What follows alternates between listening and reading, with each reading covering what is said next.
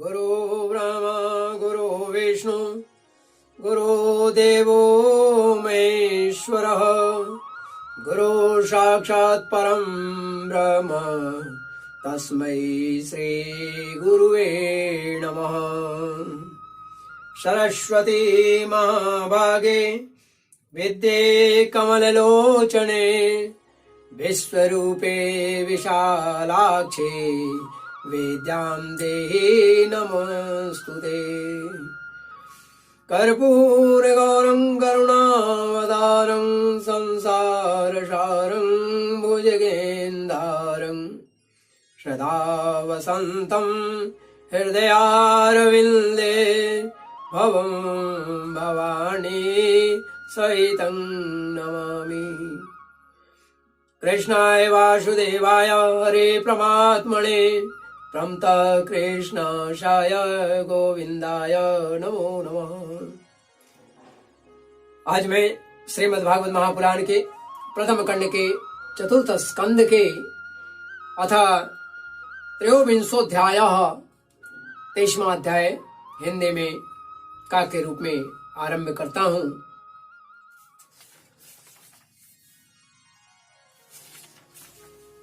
मैं निरंतर ही महाराज पृथु के चरित्रों को, पृथु के द्वारा राज्य शासन, बाद में दीक्षा का ग्रहण करना और प्रजा का मनोरंजन करना, साथ में समय समय पर धर्म का उपदेश करना आदि का वर्णन मैंने किया। मैंने 22वें अध्याय में महाराज पृथु के धर्मोचित शासन से प्रसन्न होकर उनसे मिलने सनकादि ऋषि आए और महाराज पृथु को उन्होंने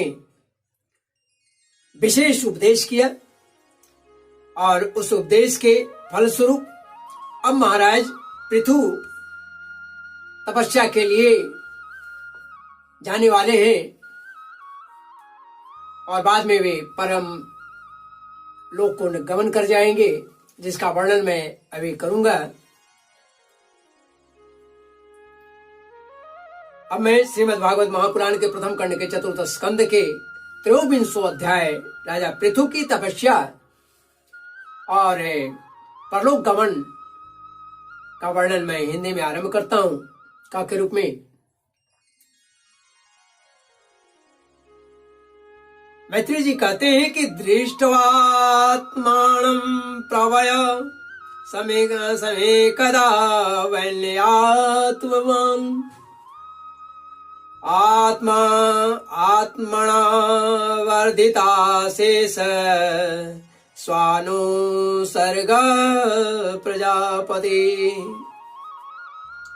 मैत्री जी कहते हैं कि इस प्रकार महाराज पृथु, महामनस्वी प्रजापति पृथु के स्वयं में अन्नादि तथा पूर्वग्रामादि सर की व्यवस्था करके अस्थावर जंगम सभी जीवों की आजीविका का सुविधा कर दिया था तथा साधु जनोचित धर्मों का उन्होंने खूब पालन भी किया।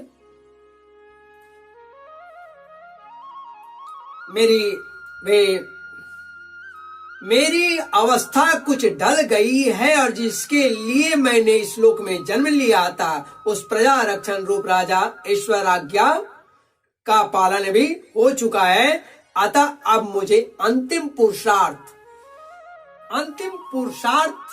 मोक्ष के लिए प्रयत्न करना चाहिए, ऐसा महाराज पृथु सोचते हैं।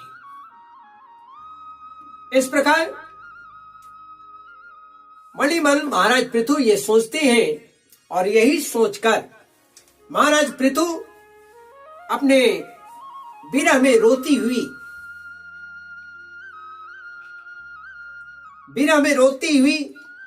अपनी पुत्री रूपा पृथ्वी का भार पुत्रों को सौंप दिया और सारी प्रजा को बिलखती छोड़ करके वनगमन को निकल गए।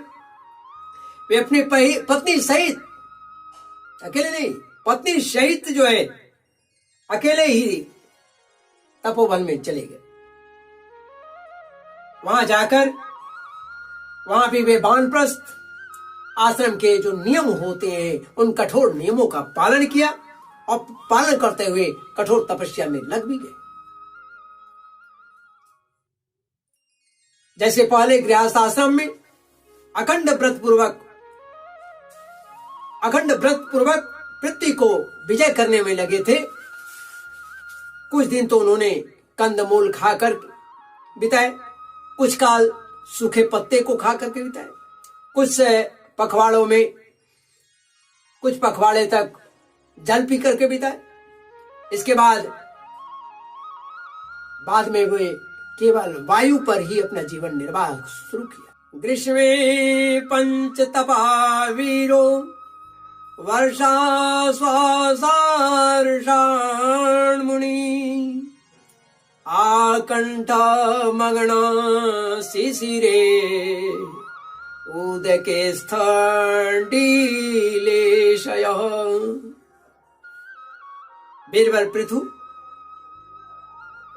मुनि वृत्ति से रहते थे। गर्मियों में उन्होंने पंचाग्नियों का सेवन किया। वर्षा ऋतु में जल में, वर्षा ऋतु में खुले मैदान में रहकर अपने शरीर पर जल की धाराएं, बूंदे आदि को वे चाहते रहे। जाड़े में गले तक जल में, नदी में जो है जाकर जल में खड़े रहे। वे प्रतिदिन मिट्टी की वेदी बनाकर शयन करते थे। उन्होंने शीतोष्ण आदि सब प्रकार के द्वंद्वों को सहा, अपनी वाणी का, अपने मन का संयम किया, ब्रह्मचर्य का पालन करते हुए, प्राणियों को अपने अधीन किया और इस प्रकार श्री कृष्ण की आराधना करने के लिए उन्होंने उत्तम तप किया। इस क्रम से उनकी तपस्या बहुत पुष्ट हो गई और उसके प्रभाव से जो कर्म का अमल जो था वह भी नष्ट हो गया। जो थोड़ा बहुत बचा था वह भी नष्ट हो गया और नष्ट हो जाने के कारण उनका चित्त बिल्कुल निर्मल हो गया, बिल्कुल ही शांत हो गया, निर्मल हो गया, शुद्ध हो गया, पवित्र हो गया। प्राणायाम के द्वारा मन और इंद्रियों को अपने वश में किया और जब यह निरुद्ध हो जाने का स्थिति हुई, निरुद्ध हो गए, उनका वासना जनित जो कर्म था, जो बंधन था, वह भी अब कट गया। उन्होंने इस बंधन को भी काट दिया। तब भगवान सनत कुमार ने उन्हें जिस परमोत्कृष्ट आध्यात्मिक योग की शिक्षा दी थी उसके अनुसार राजा पृथु पुरुषोत्तम श्री हरि की आराधना करने लगे। इस तरह भगवत पारायण होकर श्रद्धा पूर्वक सदाचार पालन करते हुए निरंतर साधना करने से पर ब्रह्म परमात्मा में उनकी अनन्य भक्ति हो गई। इस प्रकार भगवद उपासना से अंतःकरण शुद्ध सात्विक हो जाने के कारण निरंतर भगवत चिंतन के प्रभाव से प्राप्त हुई इस अनन्य भक्ति से उन्हें वैराग्य से ज्ञान भी प्राप्त हो गया और फिर उस तीव्र ज्ञान के योग द्वारा उन्होंने जीव के उपाधिभूत अहंकार को नष्ट कर दिया।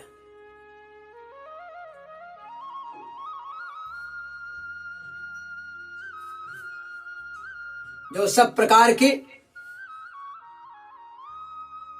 संशय विपर्य का आश्रय है। इसके पश्चात देहात्म बुद्धि की निवृत्ति और परमात्म स्वरूप श्री कृष्ण की अनुभूति होने पर अन्य सब प्रकार की स्थिति आदि से भी वे उदासीन हो जाने के कारण उन्होंने उस तत्वज्ञान के लिए भी प्रयत्न करना उन्होंने छोड़ दिया। उन्होंने तत्वज्ञान के लिए भी छोड़ दिया। उसे फायदा तो जिस सहायता से पहले अपने जीव को उसका नाश किया था, क्योंकि जब तक साधक को योग मार्ग के द्वारा श्री कृष्ण कथा अमृत में अनुराग नहीं होता है, तब तक केवल योग साधना से उसका मोह जनित प्रसाद दूर नहीं होता है। श्री कृष्ण कथामृत में अनुराग नहीं होता, तब तक केवल योग साधना से उसका मोह जनित जो प्रमाद है, प्रसाद नहीं प्रमाद है, वह दूर नहीं होता। उसकी भ्रम नहीं मिटती। फिर जब अंत काल उपस्थित हुआ तो वीरवर पृथु ने अपने चित्त के दृढ़ता पूर्वक परमात्मा में स्थित कर दिया और ब्रह्म भाव में स्थित हो जाने पर अपना शरीर उन्होंने त्याग दिया।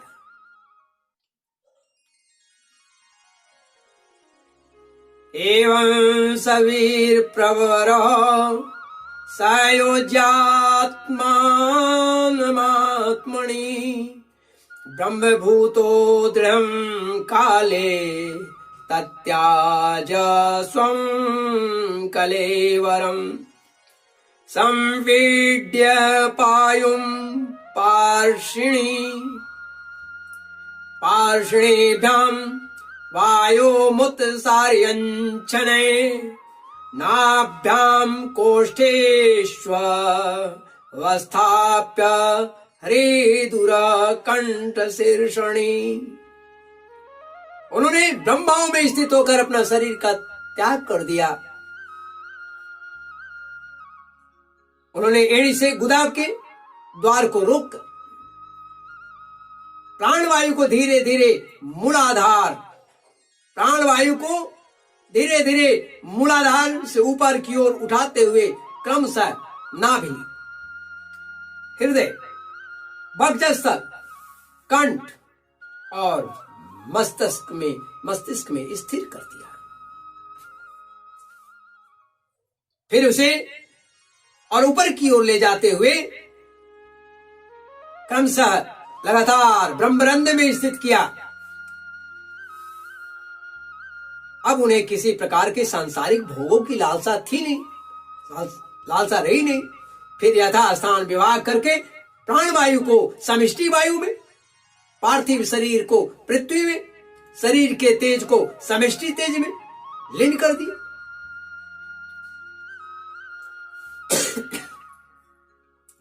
हृदयाकाशादि दयावच्छिन्न आकाश को महाआकाश में और महाआकाश में और शरणागत रुद्रादि जलीय अंश को समष्टि जल में लीन कर दिया। इस प्रकार फिर पृथ्वी को जल में, जल को तेज में, तेज को वायु में और वायु को आकाश में लीन किया। तदंतर मन को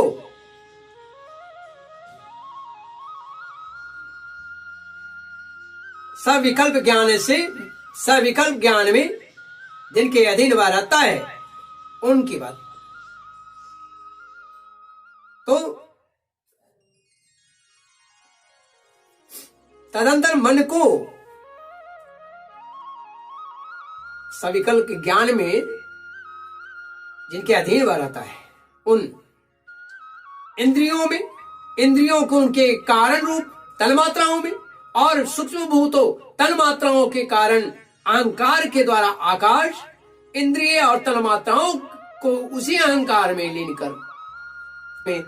कर अहंकार को मां तत्व में लीन किया। फिर संपूर्ण गुणों की अभिव्यक्ति करने वाले उस मां तत्व को मायोपाधिक जीव में स्थित किया। बाद में उस माया रूप जीव को की उपाधि को भी उन्होंने ज्ञान और वैराग्य के प्रभाव से अपने शुद्ध ब्रह्म स्वरूप में स्थित होकर के उन्होंने त्याग किया। महाराज पृथु की पत्नी महारानी अर्ची भी उनके साथ वन को गई थी। वे बड़ी सुकुमारी थी, बहुत ही कोमल थी, कष्ट सहने योग्य नहीं थी, पैरों से भूमि का स्पर्श करने योग्य भी नहीं थी। फिर भी उन्होंने अपने स्वामी के व्रत और नियमादि का पालन करते हुए उनकी खूब सेवा की और मुनि वृत्ति के अनुसार कंद मूल आदि से निर्वाह भी की थी, जिसके फलस्वरूप वे बहुत दुर्बल हो गई थी। तो भी अपने प्रियतम के कर स्पर्श से सम्मानित होकर उसी में आनंद मानने के कारण उन्हें ऐसे कष्टों का कोई भान नहीं होता था।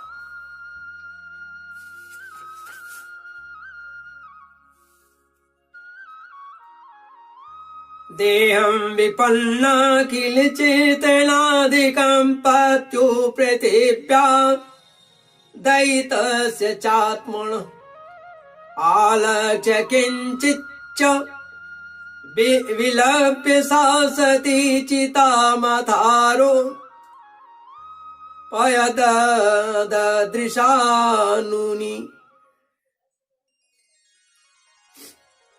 अब पृथ्वी के स्वामी महाराज पृथु और अपने प्रियतम महाराज पृथु की देह को जीवन की चेतना आदि सभी धर्मों से रहित देख उस सती ने कुछ देर विलाप किया।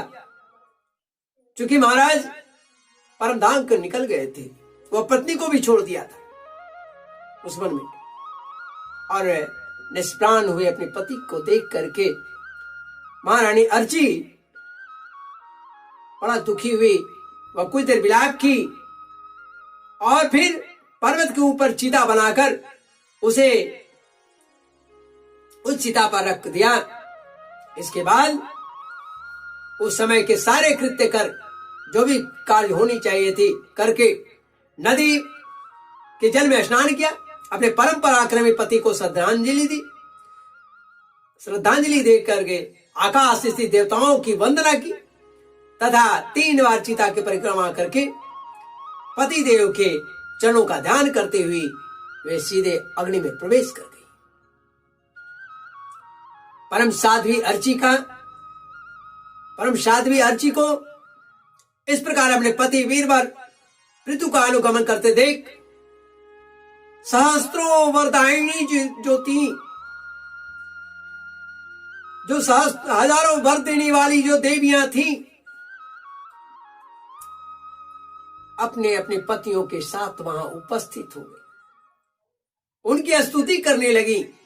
वहां देवताओं के बाजे बजने लगे। उस समय उस मंदराचल के शिखर पर वे देवांगनाएं पुष्पों की वर्षा करते हुए आपस में इस प्रकार कहने लगी।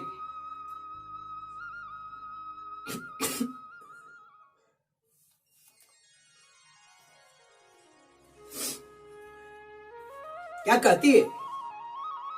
देवी ने कहा, दिव्या ऊचु ओयं वधुर्धन्या या चैव भुभुजां पतिं सर्वात्मनां पतिं वेजे यज्ञेशं श्रीर्वधूरिव सहसा नूनं व्रजत्यूर्ध्वमनुवैन्यं पतिं सती पश्यतास्मानतीत्यार्चिर् दुर्विभाव्येण कर्मणा। दिव्यों ने कहा, अहो यह स्त्री धन्य है, इसने अपने पति राजराजेश्वर पृथु की मन वाणी शरीर से ठीक उसी प्रकार सेवा की है जैसे महालक्ष्मी श्री नारायण भगवान विष्णु की सेवा करती है। अवश्य अपने अचिंत्य कर्मों के प्रभाव से यह सती अपने पति लोक को जाएगी। यह सती हमें भी लांघकर अपने पति के साथ वो जो उच्चतर लोक है उस उच्चतर लोक को जा रही है। इस लोक में कुछ दिनों का जीवन होने पर भी जो लोग अपने भगवान के परम पद की प्राप्ति के परम पद प्राप्ति कराने वाला आत्मज्ञान प्राप्त कर लेते हैं, उनके लिए इस संसार में कोई भी पदार्थ दुर्लभ नहीं रह जाता है। जो पुरुष बड़ी कठिनाई से भूलोक में मोक्ष का साधन स्वरूप मनुष्य शरीर पाकर भी विषयों में आसक्त रहते हैं, वह निश्चय ही आत्मघाती हैं। हाय हाय, यह वह ठगा गया है। कहने का मतलब है कि ये शरीर भगवत प्राप्ति में ही लगाना उचित है। त्याग करें, क्योंकि आपने उन कर्मों का त्याग कर देना है जो जिससे माया में फंस रहे हैं। उन कर्मों का त्याग न करें जिससे भगवत प्राप्ति होती है।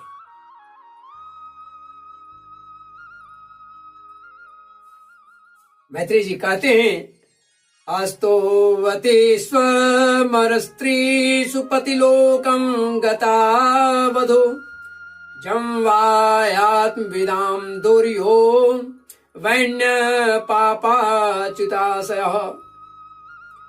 विदुर जी जिस समय देवांगनाएं इस प्रकार स्तुति कर रही थी, भगवान के जिस परम धाम को आत्मज्ञानियों में श्रेष्ठ भगवत प्राण महाराजा पृथु गए, महारानी अर्ची भी उसी पति लोक को गई। परम भागवत विदुर जी, परम भागवत पृथ्वी जी ऐसे ही प्रभावशाली थे। उनके चरित्र बड़ा ही चिंतन योग्य है, उनका चरित्र बड़ा ही उदार है, और मैंने तुम्हारे सामने उनका वर्णन किया। जो पुरुष इस परम पवित्र चरित्र का श्रद्धा पूर्वक निष्काम भाव से एकाग्र चित्त होकर पढ़ता, सुनता या सुनाता है, वह भी महाराज पृथु के समान महाराज पृथु के पद अर्थात भगवान के परम धाम को प्राप्त कर लेता है, परम गति को प्राप्त कर लेता है। इसका सकाम भाव से पाठ करने से ब्राह्मण ब्रह्म तेज को प्राप्त कर लेता है, क्षत्रिय पृथ्वीपति हो जाता है, वैश्य व्यापार में प्रधान हो जाता है, और जो शूद्र होता है उसमें साधुता आ जाती है, नम्रता आ जाती है। इसलिए अवश्य इन चरित्रों को सुनना चाहिए। स्त्री हो अथवा पुरुष, जो कोई भी इसे आदर पूर्वक सुनता है, आदर पूर्वक 3 बार सुनता है, वह अगर संतानहीन हो तो पुत्रवान हो जाती है। धनहीन हो तो वह महाधनी, कीर्तिहीन हो तो वह यशस्वी, और अगर वह मूर्ख है और श्रद्धा भाव से अगर सुनता है तो अब विद्वान हो जाता है, इसमें संशय नहीं। इसलिए इस चरित्र को अवश्य सुने। जो पंडित हो जाता है वह इसी का कारण है। यह चरित्र मनुष्य मात्र का कल्याण करने वाला है, इसलिए हर काम छोड़ करके अवश्य से सुनना चाहिए। यह अमंगल को नाश करने वाला है, विपत्तियों का नाश करने वाला है। यह धन, यश, पुत्र, बंधु, बांधव, आयु की वृद्धि आदि कई चीजों को यह प्रदान कर देता है अनायास ही। अतः श्रीमद् भागवत महापुराण की इन अध्यायों की कथाओं को अवश्य सुने। यह स्वर्ग की प्राप्ति कराने वाला, उत्तम पत्नी को पति और लड़की को पति और पुरुष को लड़की और लड़की को पति प्राप्त होता है। कलयुग के दोषों का नाश करने वाला है ये। यह धर्मादि चतुर्वर्ग की प्राप्ति में भी बड़ा ही सहायक है। यह अर्थ, धर्म, काम, मोक्ष चारों को प्रदान करने का क्षमता रखता है। यह धर्मादि जो भी है, तो जो लोग धर्म, अर्थ, काम और मोक्ष को भली भांति सिद्ध करना चाहते हो, उन्हें इसका श्रद्धा पूर्वक श्रवण करनी चाहिए। जो राजा विजय के लिए प्रस्थान कर रहा है तो विजय निश्चित होगी।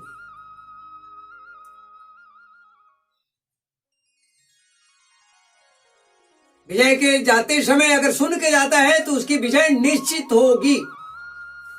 और राजा लोग उसी प्रकार उसको भेंट भी प्रदान करते हैं जैसे पृथु के सामने रखते थे। मनुष्य को चाहिए कि अन्य सभी चीजों का त्याग करके अपनी सारी आसक्तियों को धीरे धीरे त्याग कर देनी चाहिए, छोड़ करके भगवान में विशुद्ध निष्काम भाव से श्रद्धा पूर्वक भक्ति भाव रखते हुए महाराज पृथु के इस निर्मल चरित्र को सुनना चाहिए। इस निर्मल चरित्र को उसे अवश्य सुनना चाहिए।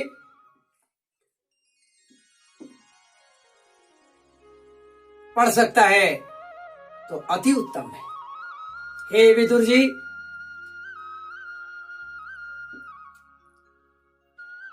वैचित्रवीर्याविहितं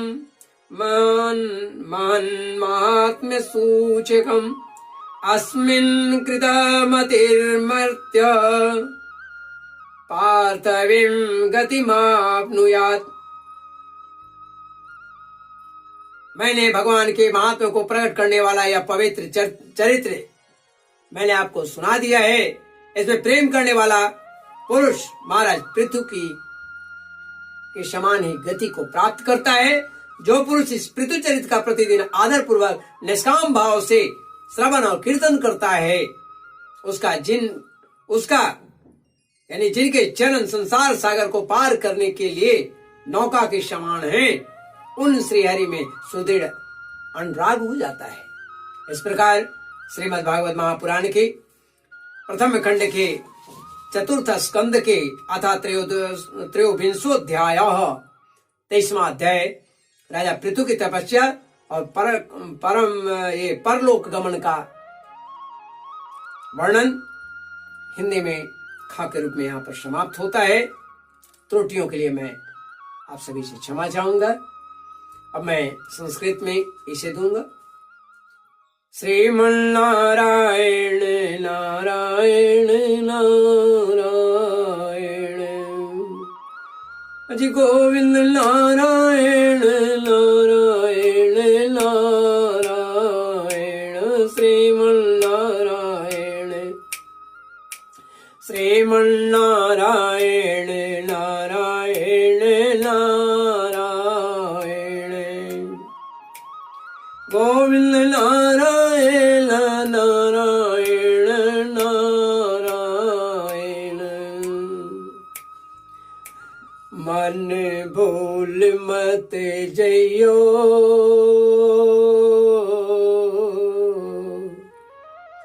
मन भूल मत जइयो राधा रानी की चरण राधा रानी की चरण ब्रज रानी की चरण बंसीधर की चरण नंद नंदन की चरण मन भूल मत जइयो राधा रानी के चरण मन भूल मत जइयो राधा रानी की चरण श्री हरि की चरण माध्या शक्ति की चरण विश्वनाथ जी की चरण मन भूल मत जइयो मन भूल मत जइयो राधा रानी की चरण राधा रानी की चरण ब्रज रानी की चरण राधा रानी की चरण ब्रज रानी की चरण माध्या शक्ति की चरण मन भूल मत जइयो राधा रानी की चरण मन भूल मत जइयो लक्ष्मी नारायण की चरण मन भूल मत जइयो राधा रानी की चरण श्रीमन नारायण नारायण नारायण गोविंद नारायण नारायण नारायण हरि हरि नारायण नारायण नारायण गोविंद नारायण नारायण नारायण गोविंद नारायण नारायण नारायण गोविंद नारायण नारायण नारायण हरि हरि नारायण नारायण नारायण सबके प्यारे राज दुलारे नारायण नारायण नारायण